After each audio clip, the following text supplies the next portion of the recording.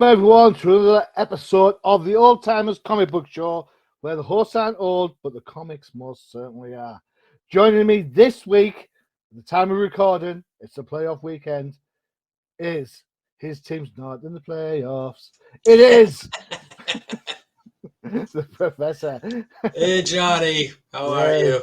I'm very Miami well. won't be in the playoffs after today, so I bet you see. said that about Jacksonville at halftime as well, didn't you? I Yeah, did, I yeah, did. yeah, indeed.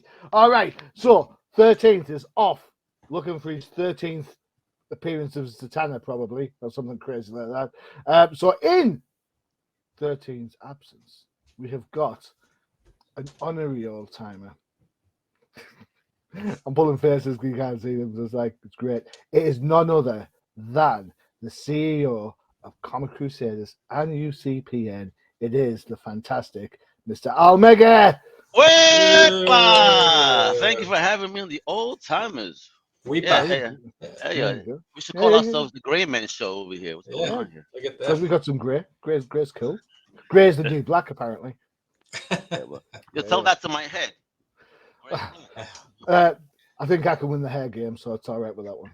Don't do the Fabio, Johnny. Don't do the English Fabio. Let me get my put. No, Uh-oh. I'm not joking. I'm not. I'm not. So this time around, we're looking at recent books. We're collectors, right? We love comic books. That's what we do talk about. It's what we love about them. And it came to mind primarily because I scored a couple of books over the Christmas period, and I thought I was dead chuffed. I'm going to talk about one of them.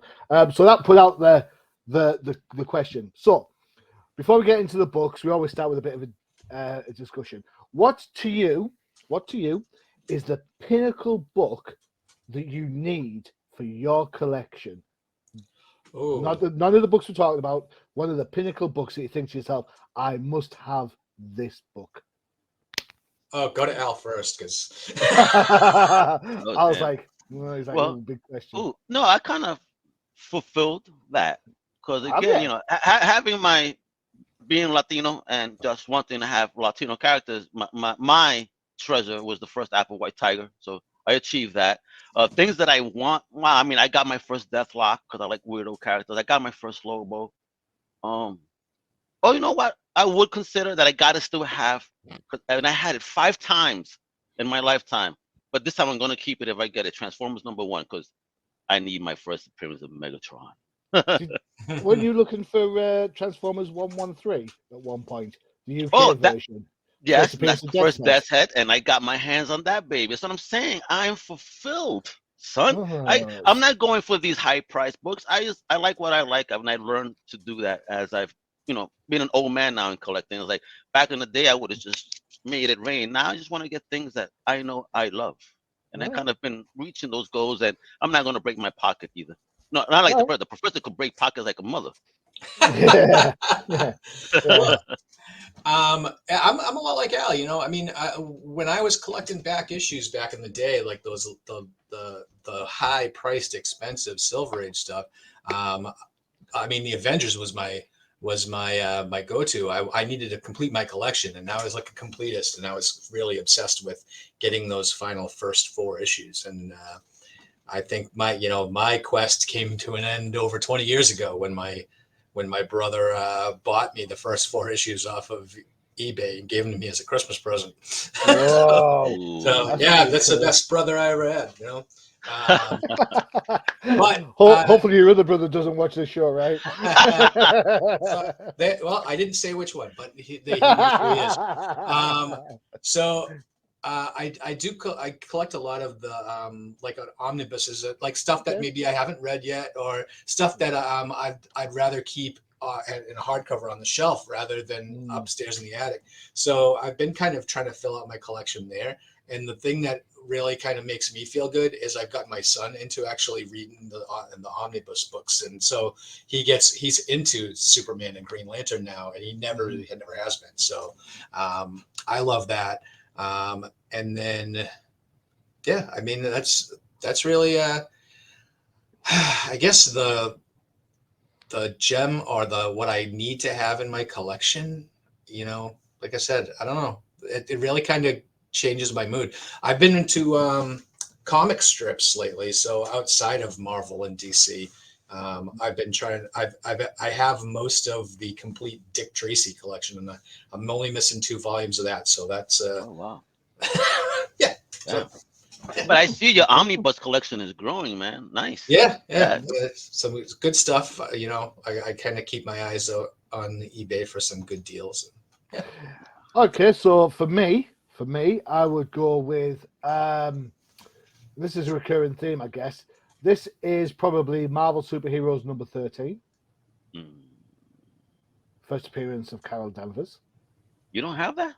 I don't have that. Have you ever held it in your hand? Nah, Not a even. single, not even. You never seen it then? No. In the But wild. I'm going to find. I will find it. And then part of me would really like to get hold of Green Lantern number 20 during the New 52, which doesn't fall within the first appearance of Jessica Cruz by name, right? Which brings up my next interesting question before we get into the books. Which is more important, the cameo or the first full appearance? Oh God, that's an argument for the ages, bruh. For me, it's the first full appearance.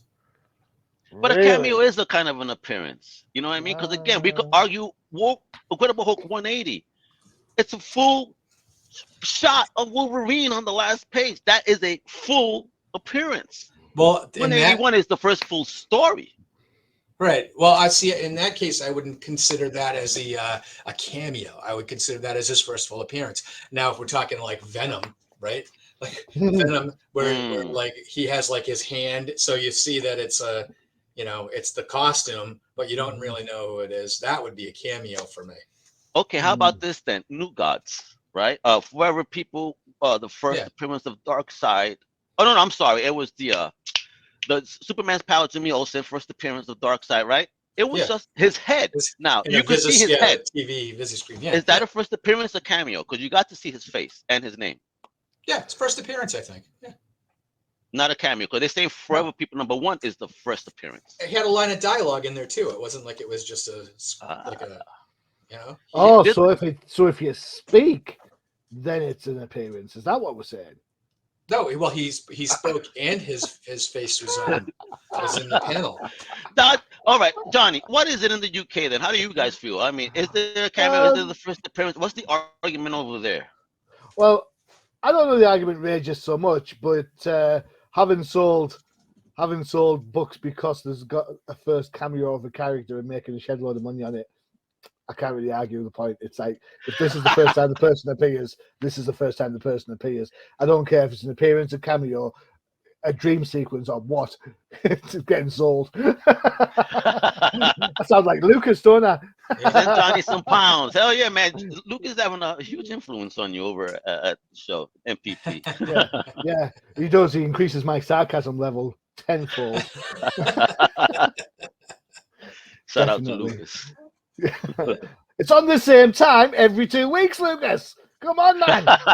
You don't need a goddamn invite. Just turn up. All right. If you want to know what I'm talking about, check out the No Price podcast which dropped yesterday, and you'll see what I'm talking about. It's all there. Look at that. Crush your continuity. Marvel should learn a thing about this. Just saying. That's very true. All right, let's get into it then. Because Al is our guest, and what a guest he is, we are going to start with one of his books. Now, Al being Al, knows the format of the show, decides not to pick one but 2 books. Well, I did that just because something kind of going into the cameo thing. You see what I did there? I don't know. Otherwise. So first up is this beauty of a book. This is Conan, number 23 from November 1972. On eBay in the UK, you can get this book for the princely sum of £90.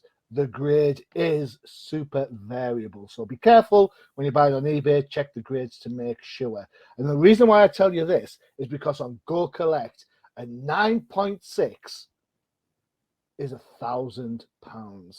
Sorry, $1,000. And a grade 9 is 375. So it is really important you check those grades because it can have a huge impact. If you're looking at a book on eBay and you think it's too good to be true, chances are, you know what? Check the photos. And if there's only a couple $700 of photos, difference. Yeah, so just Jesus. said. This is written by the massive star, fan fave to the show, Roy Thomas. Art by Barry Windsor Smith. Inks. It says in the book Buscema, so I automatically thought it was John because John Buscema and Conan had a thing. It's actually Sal with help with Dan Adkins and Chick Stone. Colors.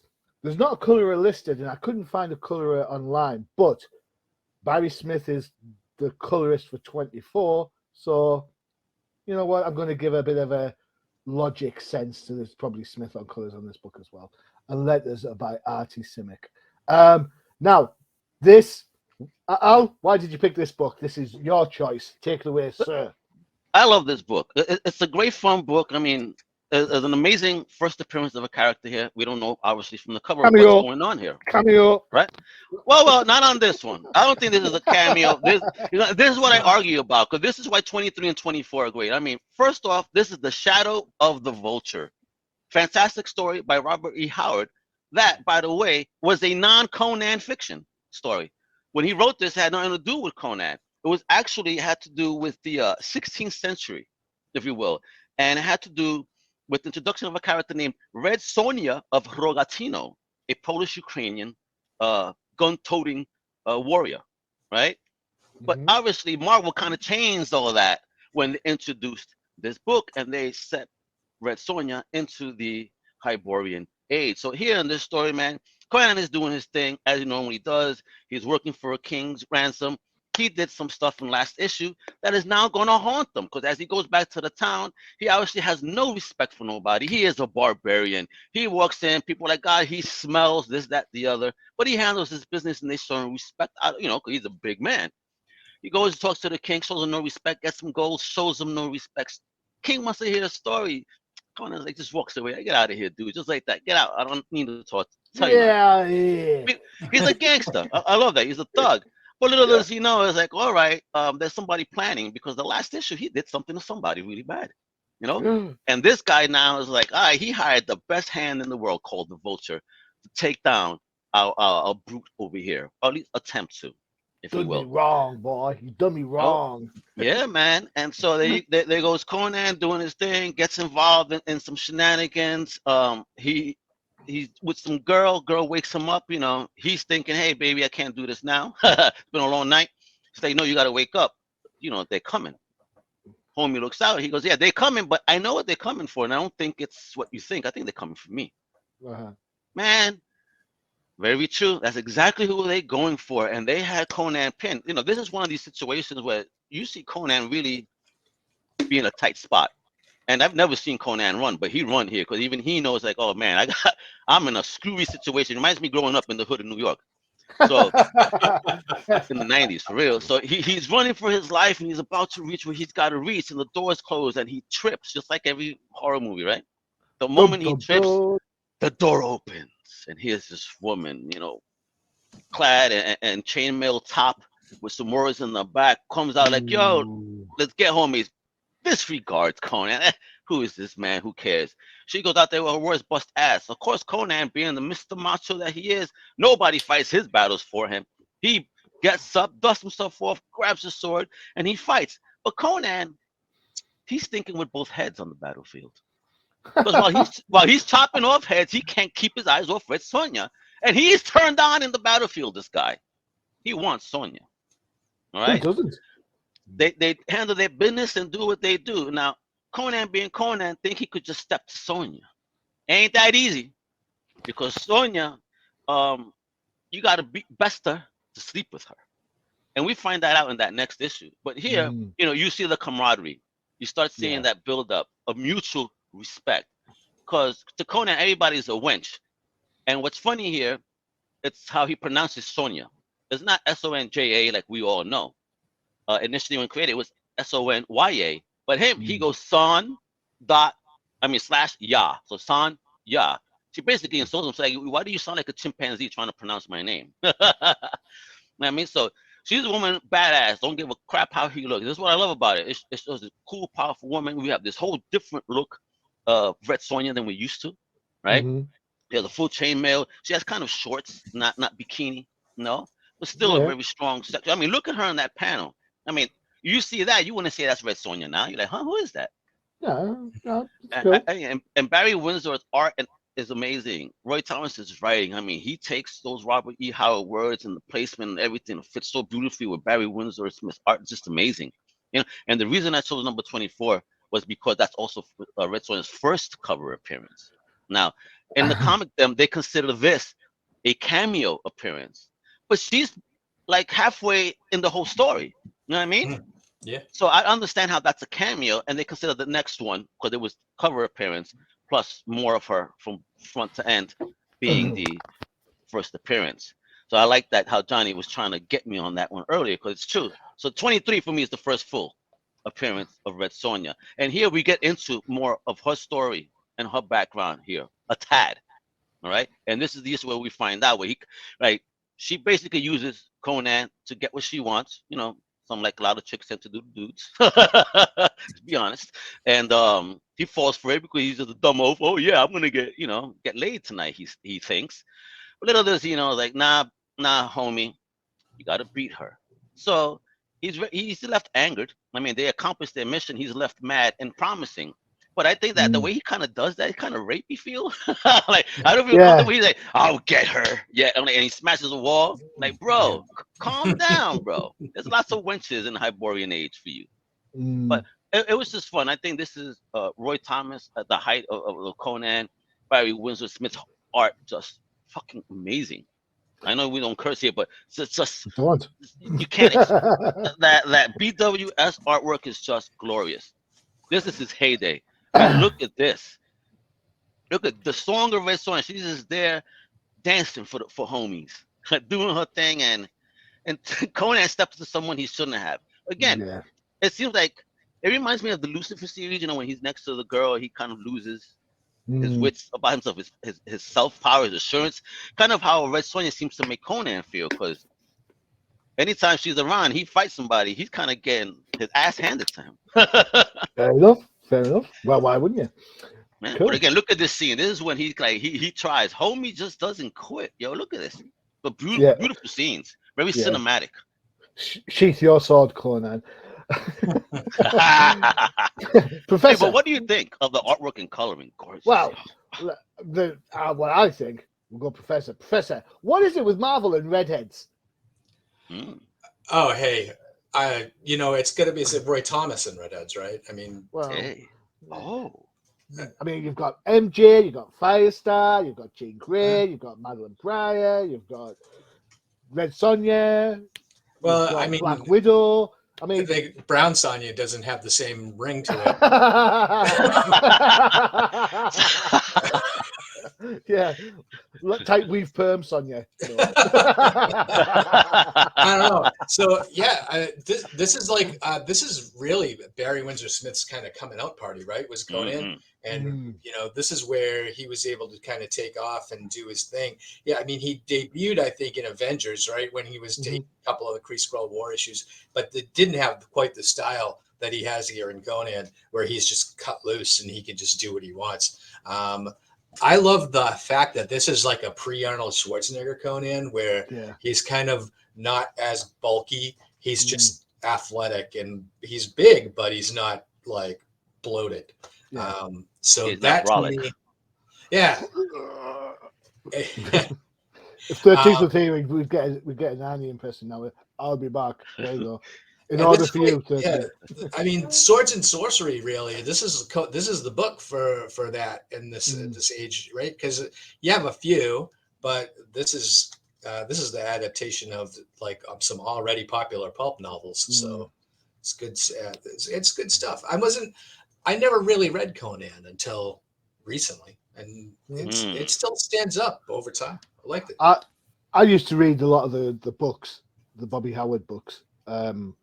When I was a wee child, and I managed to pick up books number 1 through 6 at a car boot sale. I suppose like a garage sale. Is that what you have over there? Yes. Where people sell their own junk and stuff. Yeah. Sure. So we call them car boot sales. We go to one place, park our car, put a table. Anyhow, I picked up 6 books, 6 actual paperbacks for £1 in total. and put them on eBay. Frank Rosetta cover paintings on there. First one went for a tenner. Absolutely so There you go. pleased. Made your money back. Oh, Yeah, I wish I Conan, knew you had those. I wish I knew you when you had them. Damn it. So yeah, Conan for me is a bit of a nostalgia piece. There's a couple of things we need to consider when we look at Conan, I believe. First off, you're absolutely both right. Barry Windsor Smith, gorgeous art. I didn't see Barry Windsor Smith till much later on Machine Man 2020, and you all know how much I love that book, right? Mhm. Yep. Yeah, of course he's done some X stuff, but for me, when I think of Conan, I already think of John Buscema. That's my Conan. Barry Windsor Smith is a fantastic, very close second. What I like about this book is the maturity of it. You know, in the first book, she mentioned in 23, she mentioned something about, you know, her appearance having an impact on him. Now we have practically a sex scene, and this is in the code era. This is like approved by the Comic Code Authority, and you know, this isn't watered down for kids. This isn't a black label book or anything. This is exactly as it is. So for me, this book absolutely has no boundaries. It just tells the story. This is it. You like it, you buy it. You don't like it, don't read it, sort of stuff.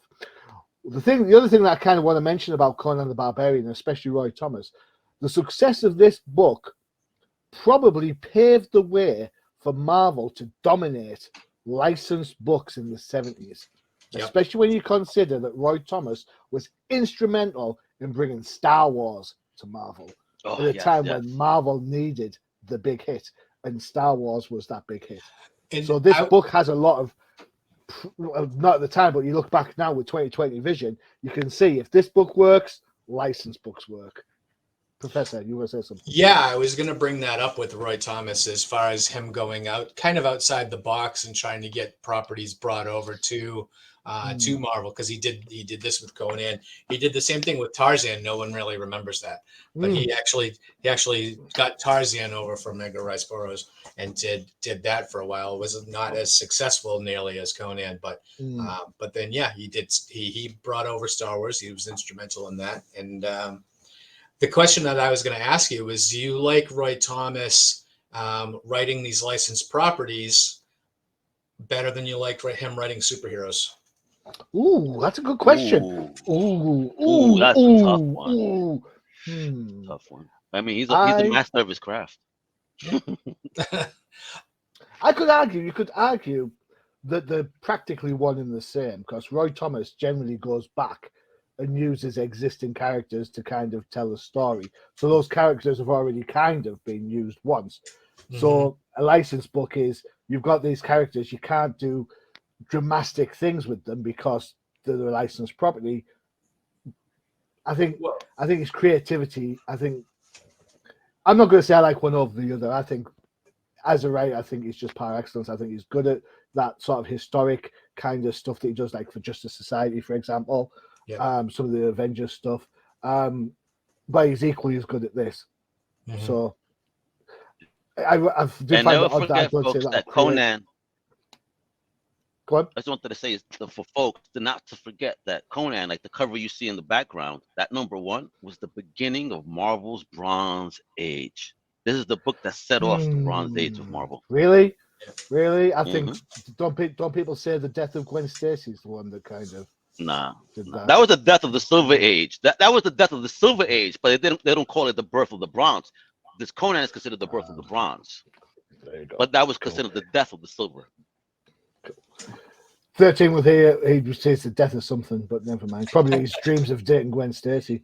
Dirty dog.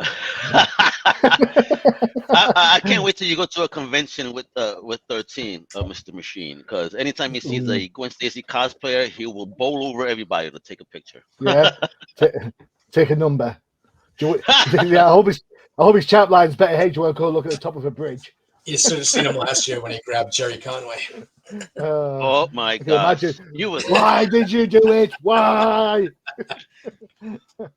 What, did you have to step in the way? Did you have to protect? I try to remember. I wasn't there when he met him, but I met Jerry Conway too, and I think that Was he battered and bruised? The And you're like, consensus was Jerry Conway was basically like, I killed her 50 years ago. Grow up. cold. All right, before we get into the next book, it's time for one of our adverts. You know what? Why don't you see if, just if, pay close attention, there might be a Conan in this. See if you can find them.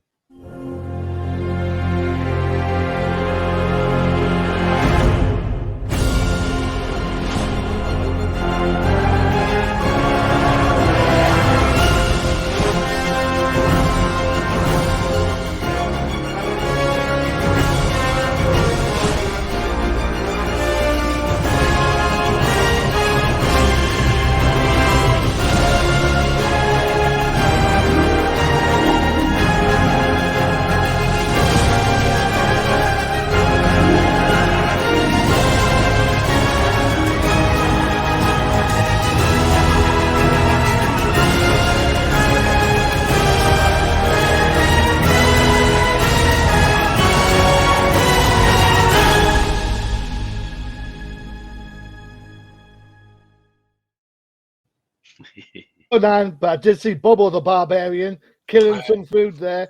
Yeah. Yeah. Bobo the Barbarian also kills people's wallets if you listen to him. My gosh. Oh man, yeah. Don't open the figures. Keep them in the box. All right, okay. Right. Next up is the professor's choice. The professor has gone DC for a change.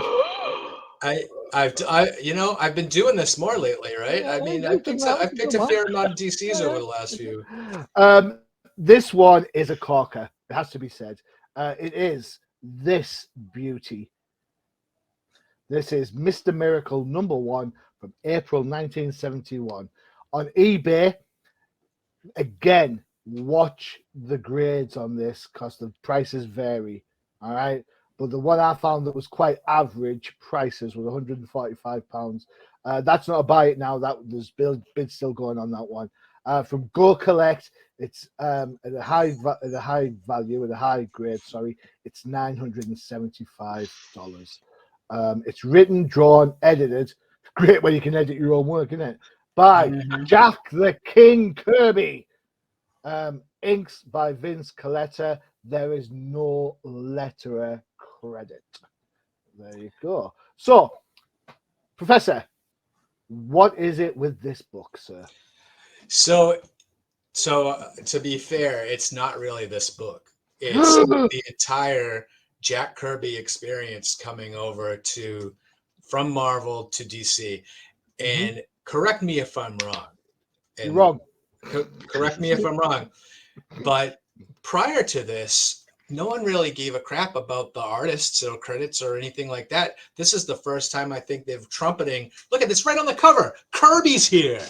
Kirby is here. We got him from Marvel, and now he's over here at DC. I complain about DC all the time because they look boring, but now they have Marvel's preeminent artist come over to do his thing over here at DC to, save us from mediocrity.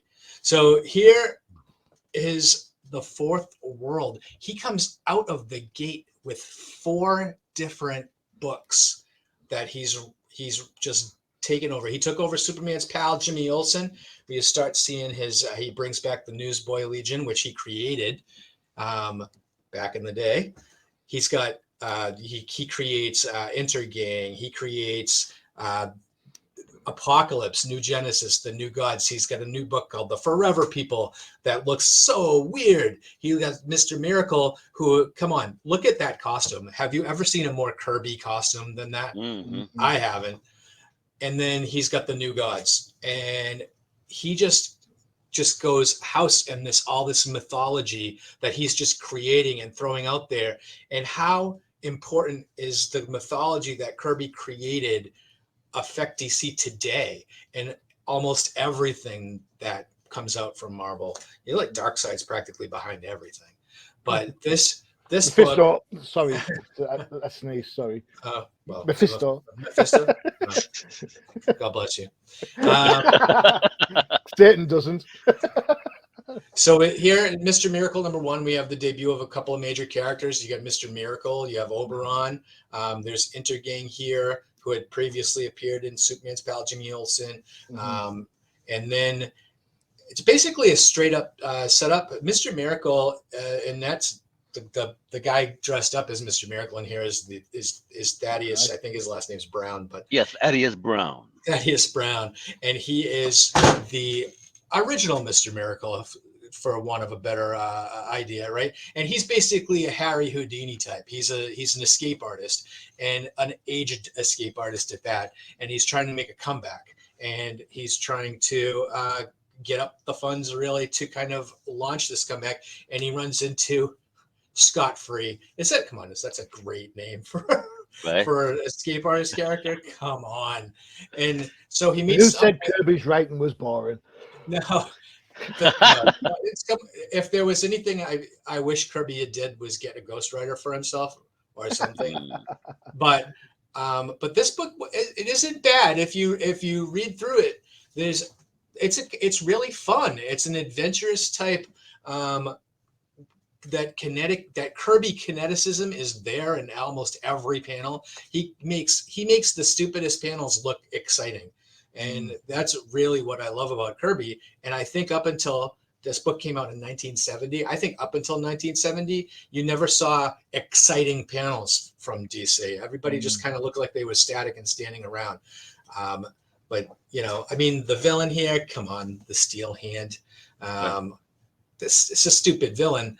But it is a Kirby villain if you look at it. Thank God he wasn't a doctor. I found it quite odd. I mean, I know I've said it before that I'm not a huge Kirby fan writing-wise, but writing-wise, but it seemed to me like he put a lot of effort in creating Oberon, the Mr. Miracle, and then Scott Free, and then it comes to the bad guy. It's just, dude, that could be Mole Man for all you know. Yeah, well, I mean, but who comes later, right? I mean, after this first issue, Mr. Miracle, I think they debut Bedlam. They debut a lot of these, the Big Barda and the female Furies and Granny Goodness. These are all Mr. Miracle villains. And to me, this is just the tip of the iceberg on what's to come for Mr. Miracle when you find out that he's really from New Genesis, and they really start tying him into the histories with Apocalypse. So once Big Barda shows up in I think issue 4, man, all bets are off. I love Oberon as a character, mainly from his appearances in Justice League back in the 80s. Which was my first exposure to that character, and was actually my first exposure to Mr. Miracle, to be honest. But I just love this book because of the premise. He's a Harry Houdini type. He's not really a superhero, He's just kind of like, I can escape everything. I love the end of the book. Kind of turns into like a Batman 66 episode where they put him in the trap and he's just going to get out of the trap. So, I thought it was great. They introduced here. I mean, I don't think they call it the mother box in this, but I mean, really, it was the mother box. And so many concepts introduced by Kirby, which is his strength is the visuals and just the ideas that have came out of him. And he brought. I can't believe that Marvel let him go. That Marvel just didn't give him whatever he wanted to stick around and just do their thing. But I think Kirby, in 3 years that he was at DC, revolutionized DC, and I think the way that almost everything that came out of there. So. I think not being there, of course, but I think the only reason why he would have left Marvel is on this page. Oh, written, drawn, and edited by Jack Kirby. Written. That's it. That's the key. Credit where credit's due. Yeah, exactly. So Kirby he says he writes the Fantastic Four. He writes the comic books. Stan just puts in dialogue. Stan was a powerful personality. He's not going to let anyone sort of not steal his thunder, but diminish his role anyway. So Stan's the writer. So what you've got are these two creators at loggerhead say, no, but I do this, I did that. So Jack Kirby has done the thing that you do when you're faced with an immovable object. You walk away and you go somewhere else where you can get your credit. And you know what? I think my personal taste on this is that it shows that Stan Lee wrote the dialogue for the Marvel comics.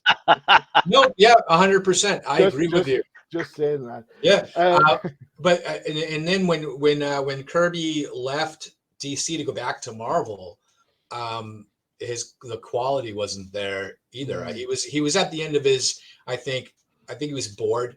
I think just not doing it because he went back to Marvel. He did the Eternals, which was just a rehash of the New Gods, right? And then he did Black Panther and Captain America, which were subpar. So, Al, you're a Kirby fan. You love all this. Again, yeah, Kirby is a genius to me. You know, at least artistically and in concepts, as Professor said. I mean, if you go back 2 panels, you see a panel. Was it? Go back. Yeah, there you go. That bottom panel right there, the mother box, but unspoken of. It's a gadget. He doesn't know what it is yet. He doesn't even know who he is yet. So it's nice that they allude to a mystery of him. He's an orphan, but he's not sure what. They gave me this bag, dude, and I've been just toying with the stuff. Yeah.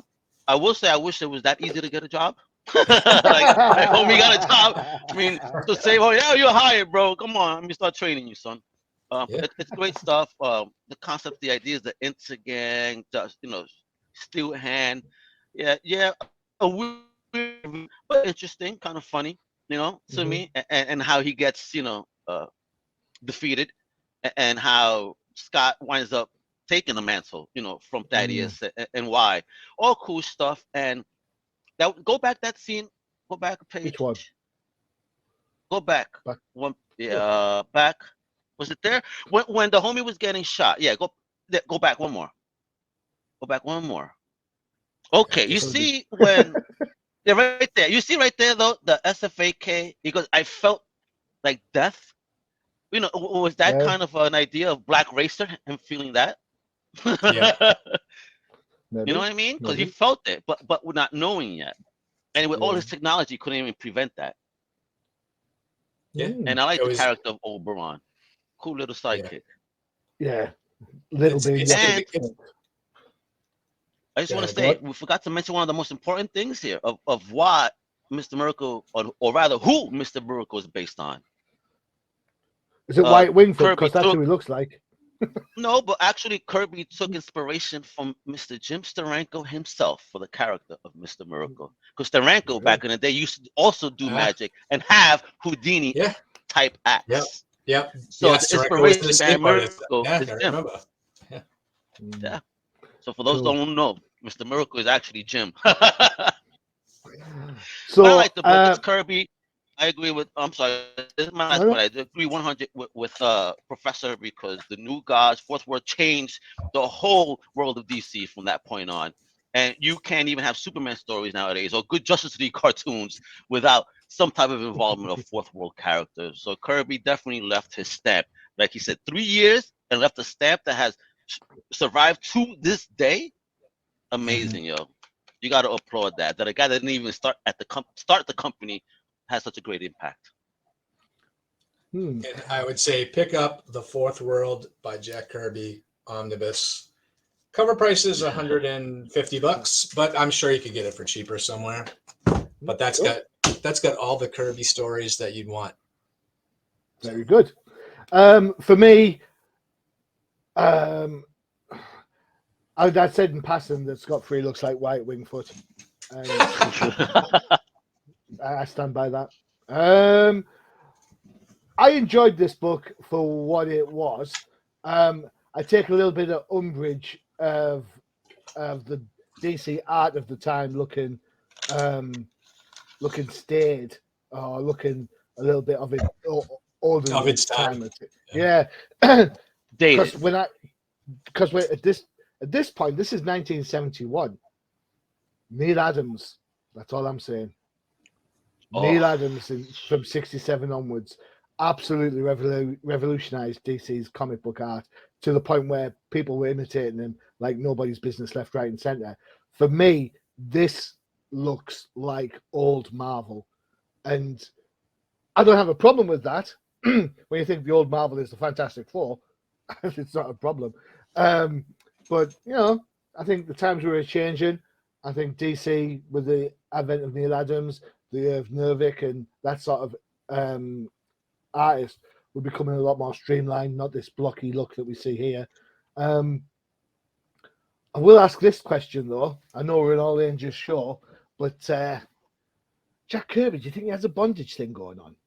Because like every time I look at stuff, people are getting tied up, and you've got Lashina, and I'm like, dude, what's going on? I swear to God. Okay.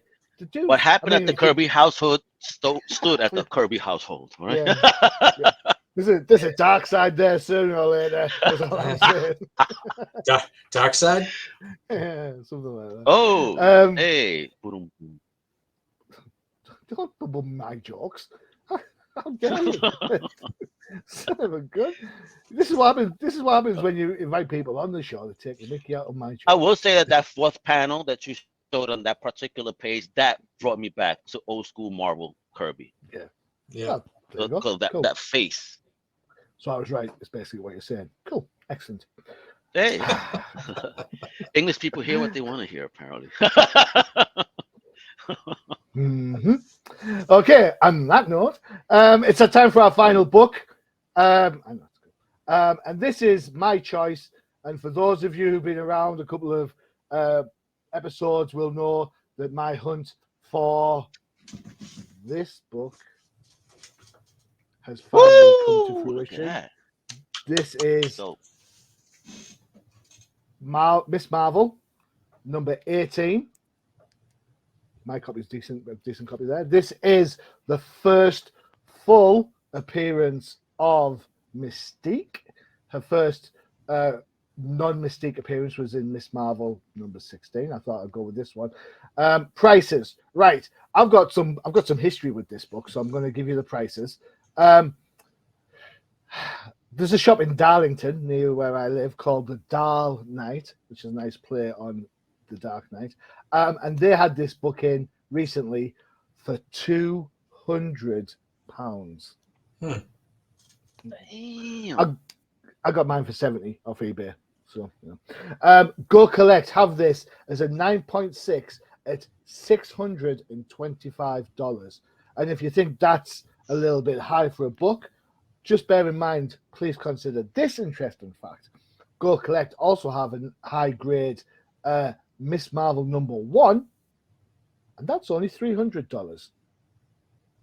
So somewhere along the line, the first full appearance of Mystique is more worthy than Miss Marvel's own first number 1. There we go. Wow. This is written by Chris Claremont, art by Jim Mooney, inks by Ricardo Villamonte.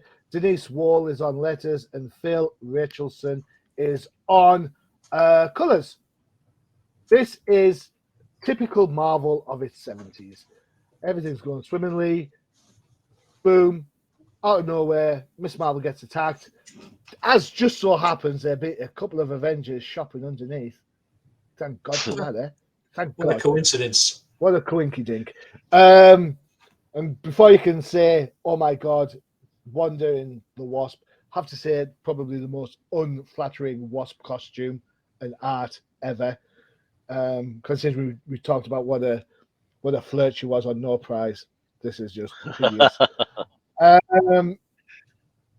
Turns out someone's after Miss Marvel. The Avengers are there to help her. It's Marvel of the 70s. What do you want me to say? The art works really well. Jim Mooney's that kind of everyman type of artist. Professor, would you agree? Yeah, very much. He was. Yeah, he's not like your A-list artist. He's the kind of artist you go to for your B, C-list characters. Very much a Marvel stable kind of artist. Need someone in a deadline pinch? Jim Mooney's the guy you're going to call. That said, the Avengers look okay in this. The hook of how she gets out of the jam is a little bit kooky. I found it quite funny that it's a costume change, but that doesn't happen for a few issues yet. But it's kind of based on this. Mm-hmm. So that for me is an interesting look. The big selling point of this, of course, is the first appearance of Mystique as Mystique, and blink and you miss it because it's that panel there. Yep. That's But it. that's the first appearance, just one panel. That's it. That's the That's first full appearance. not a cameo. Oh, that is the first full appearance. So again, Hulk 180, everybody, is the first appearance of Wolverine. So if that goes off as the first appearance, that's the other one as the first appearance. That's crazy. I want to say this. I do like the crosshatch of the dress on there. I think that's an interesting note that somewhere along the line has gone missing, but, hey ho. You get some nice little crease stuff, which I don't think is ever built on down the line. And then all of a sudden, this person turns up. The Shadow turns up, throwing Wonder Man all over the place. And of course, lo and behold, it's Miss Marvel in normal Siffy leotard and stuff. If you like Miss Marvel, you'll love this book. If you don't like Miss Marvel, you'll probably think it's kooky as hell. But at least it's got some Avengers thrown in. So, I love Miss Marvel. I love this book. Professor, what do you think? As a resident Marvel fan. As much as I love the Avengers, I think this book kind of stunk. I think. Sorry. No, it's because I diss Jack Kirby. That's what this is. It's retribution. Revenge. I like this. This is, I mean, come on, Ms. Marvel here is, this is really kind of a winding down of the run, right? But we didn't know that at the time, remember? Right, but I mean, there were books at this point in time, like, was this 1979 or something at this point, where there was a bunch of these books that were launched around this time were kind of losing gas. There was Nova that was being published at this time. Mm-hmm. Spider-Woman. Well, Spider-Woman actually survived this round. I was going to say Spider-Woman, so a lot of these books were kind of, maybe not getting as much energy as some of the other books were getting. The Ms. Marvel, I love the concept of the character. I love the Kree. That's what you said. That Kree, that storyline's never built on. They never go back to it.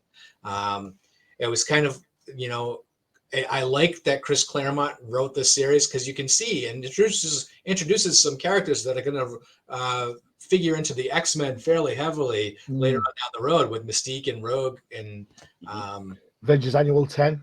Yeah, Avengers Annual 10. So it's interesting.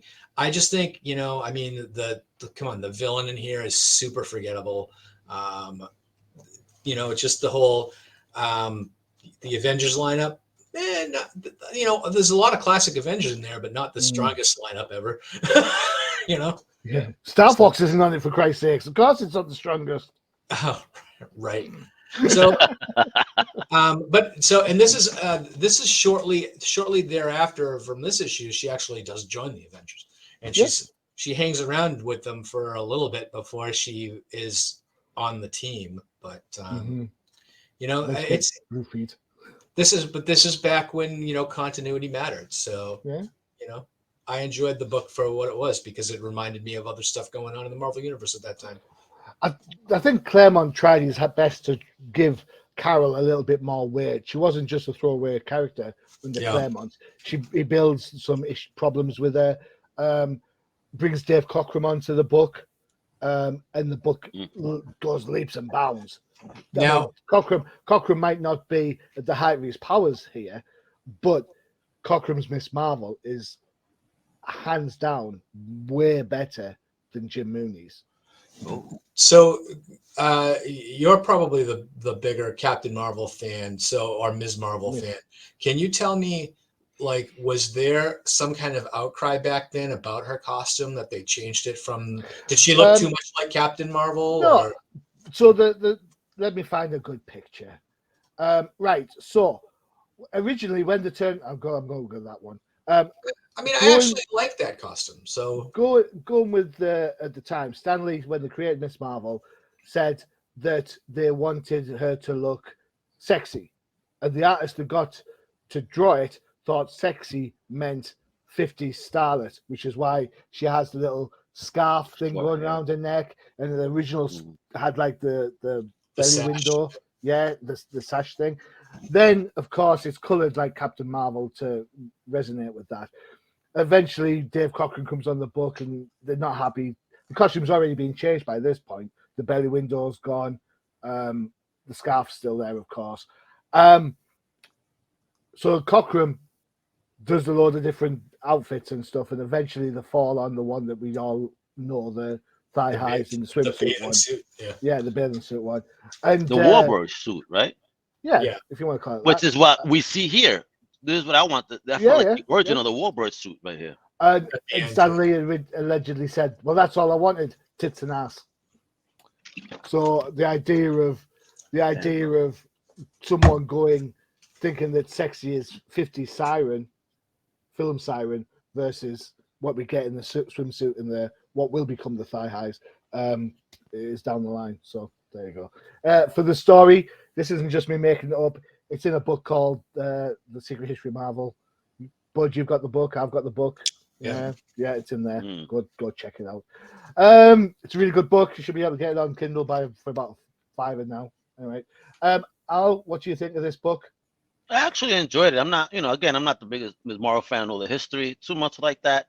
But when I, for the show, of course, I went ahead, read the book, and I was thoroughly entertained. I know, but not definitely, I agree with you. Not my favorite Avengers team.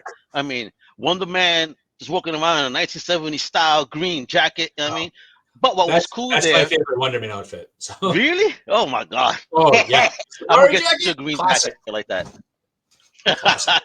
But what's cool is that even though this is a Ms. Marvel book, it kind of does show you something about Wonder Man because he's new to the team and he's been scared. This is like him stepping up now as a team member to finally do something, and successful. Although he's worried because he doesn't know what's going on in the background, but pretty cool. And then immediately when I saw her wear that, I said, "Yo, is this the origin of the Warbird suit?" I was like, "Wow, this is so cool." That got me excited.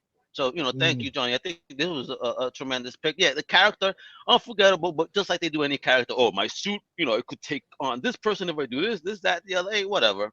The Mystique appearance pretty cool as well. I dug that one panel, and again, harkens to the argument. And again, it's just one panel, folks, but still, it's the first appearance. Well, we've got to bear in mind. I mean, let's be honest. Raven first appearance was in 16, so 16, 17, and 18 feature Raven, Darkholm. So how do you want to look at that? Yeah.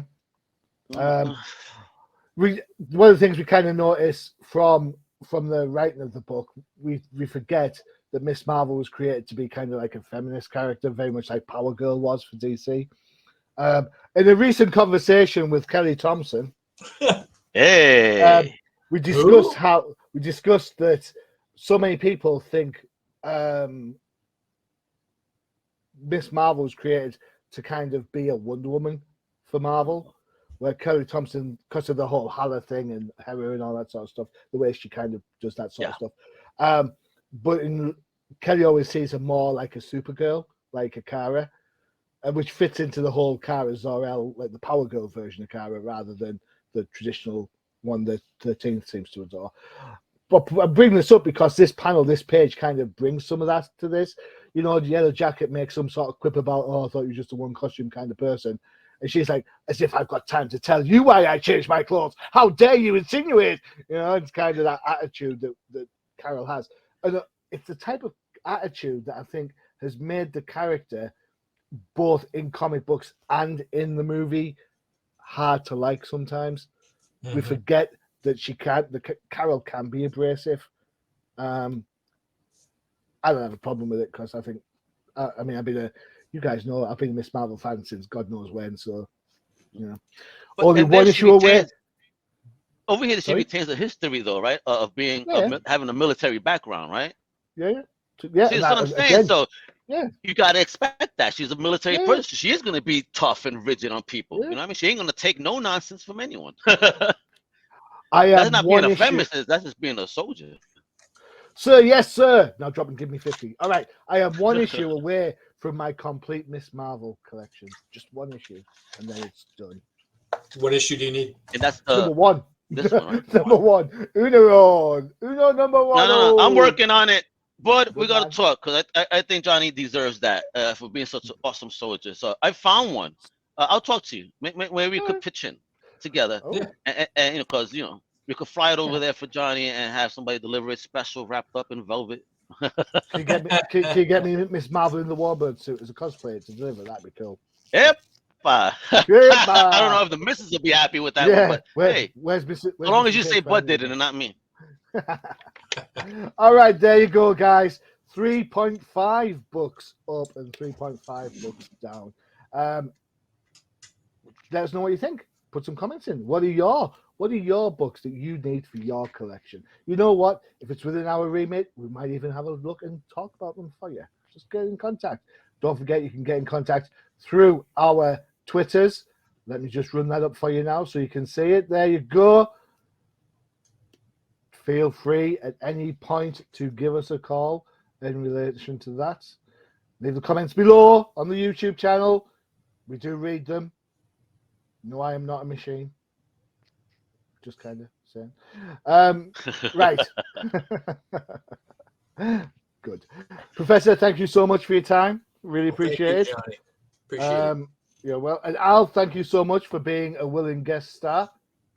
No, thank you for letting me discuss, my No, boy Conan and some Kirby and some Ms. Marvel. It's dope, man. You guys have such an amazing show. Everybody better tune in. I'm telling you, every 2 Wednesdays. This is so much fun. You guys rock it. Thank you. You're more than welcome. Thanks, Al. Don't forget to check out the UCPN for all your favorite shows, including Professor. No Price Podcast, all about the Disney Plus MCU, and we do manage to throw some comics in there. Please check out the recent episode. There is a little bit of a rant. Just saying. I'm not saying who did it. Me? Okay. And Al, what can we expect from you? You know what it is? ComicCrusaders.com, Comic Crusaders podcast, the Cinema Crusaders, the AMP starting soon, which is my Omega podcast, talking to entrepreneurs to motivate you people and get you off your butts to hopefully do something and take control of your lives. So this is what we want. We want educate, growth, and good stuff, man, and great comic books all over ComicCrusaders.com and on the cover capes for real. And of course, our final book was Miss Marvel. And if you are a Carol Danvers fan, don't forget to check out the recent Outside the Panels interview with Kelly Thompson, who just takes time to talk about a new indie book, as well as spending a good half of the show talking about Miss Danvers. There you go. It's all on there. Professor, thank you. Al, thank you. I've been your host, Johnny the Machine Hughes. As always, adios.